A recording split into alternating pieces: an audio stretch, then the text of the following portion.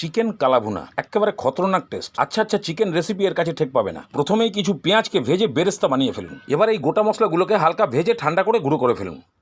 এবার মাংসটাকে ম্যারিনেট করতে হবে। 1 কিলো 300 মাংস, একটা মিডিয়াম সাইজের পেঁয়াজ কুচি, আদা রসুনের পেস্ট, আন্দাজ মতো নুন, পরে লাগলে আবার দেওয়া যাবে হলুদ গুঁড়ো, লঙ্কার গুঁড়ো, ধনের গুঁড়ো, সামান্য একটু জিরের গুঁড়ো, পেঁয়াজের বেরেস্তা আর পেঁয়াজ ভাজা তেল দিয়ে খুব ভালো করে চটকিয়ে মেখে দিন। বাস মাখা হয়ে গেলেই গ্যাসের চুলায় একদম হাই ফ্লেমে 5-7 মিনিট কষান। চিকেনের কালার যখন হালকা চেঞ্জ হয়ে আসবে তখন লো ফ্লেম করে একটা ঢাকনা। এইভাবে 7-8 মিনিট রাখলেই চিকেন থেকে যা জল বেরোবে সেই জলেই চিকেন সেদ্ধ হবে। ওপর থেকে আর কোনো রকম নো জল।